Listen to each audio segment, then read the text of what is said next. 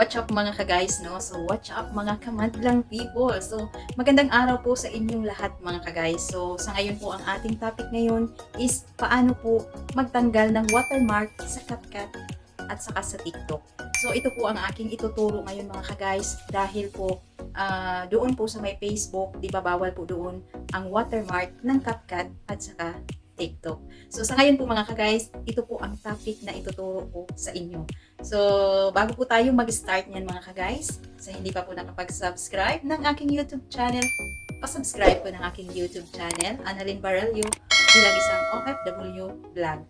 At pag-click po ng notification bell para updated po kayo sa susunod na mga videos na ipopost ko. So, yan po ang inaasahan ko sa inyo mga ka-guys kasi laking tulong po yan sa akin pag once na nag-subscribe kayo ng aking YouTube channel. So, ito po mga ka-guys. So, bago po tayo mag-start, so, panoorin muna natin to.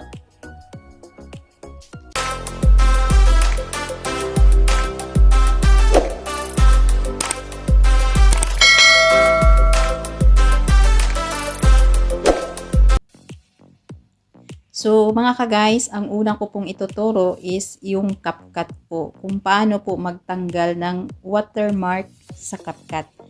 So, mga ka-guys, kung wala pa po kayong CapCut, pwede nyo pong i-download dito sa Play Store, no?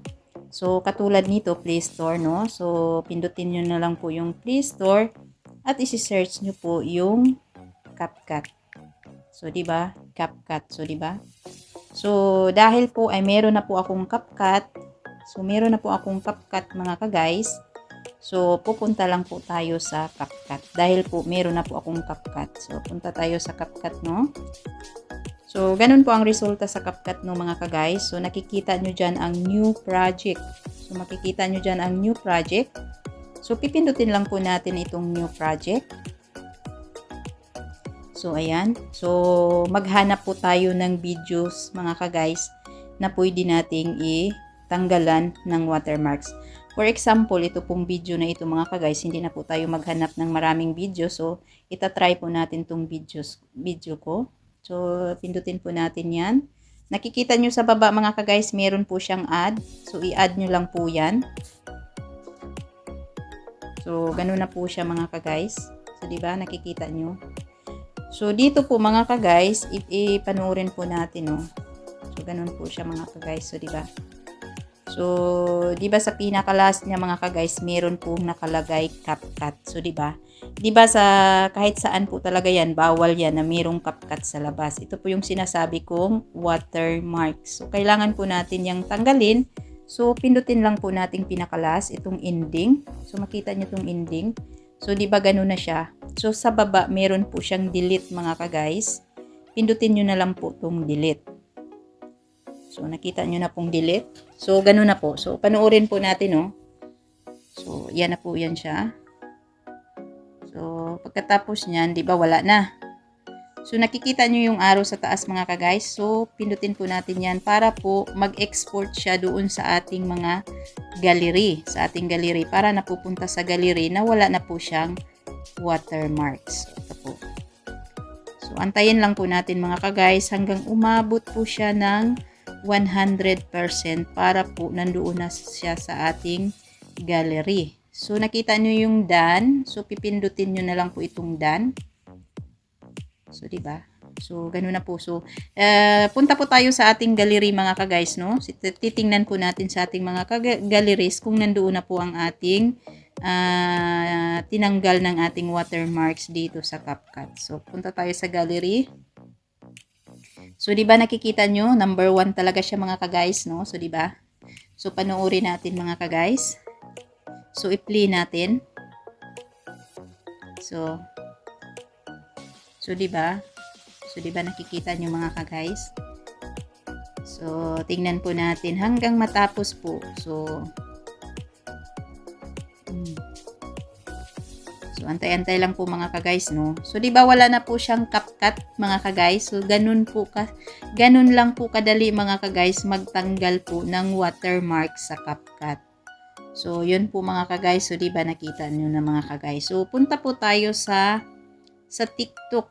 So, dito po tayo sa TikTok magpunta mga ka-guys. Tatanggalin po natin yung watermark sa TikTok. So, punta po tayo sa TikTok, no? So, ito po, pipindutin natin ang ating TikTok. So, yan po. So, punta lang po tayo sa ating profile. Diba nakalagay dyan, home, friends, plus, inbox, at saka profile. So, dito po tayo magpunta sa ating profile.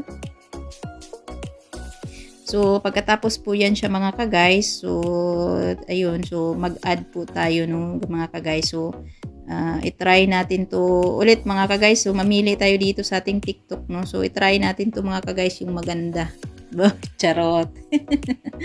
So, yan po mga ka-guys, no? So, di ba nakikita nyo? So, makikita nyo dyan mga ka-guys, mayroong 3 tuldok sa pinakababa, no? So, di ba sa profile natin, tapos sa baba, merong 3 tuldok. Ipindutin lang po natin yan. So, pagkatapos, makikita nyo dyan yung copy link. Diba, may WhatsApp, may status, may Messenger, may Facebook, Instagram. So, itong copy link po ang ating pipindutin.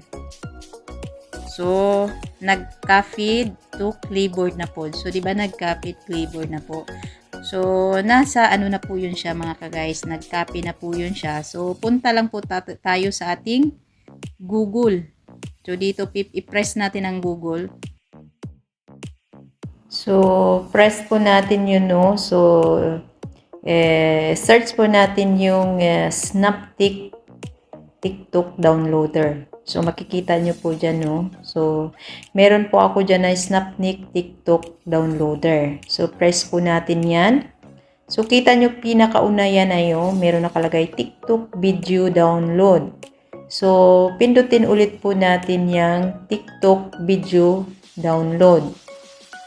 So, ayan na po ang resulta, no? So, nawala kasi kanina ang aking voice, kaya nag-voice records na lang ako. So, ganito po yung lumabas. So, TikTok video download. So, nakikita nyo dyan yung paste, TikTok. Yan. So, i-press nyo lang po yan, tapos i-paste, copy-paste. So, nasa baba, meron po siyang download. So, ipipress nyo lang po yung download. So, ganun po. So pag once na ganun po ang resulta, i-try nyo ulit mag-download. So, i-press ulit nyo yung download sa baba.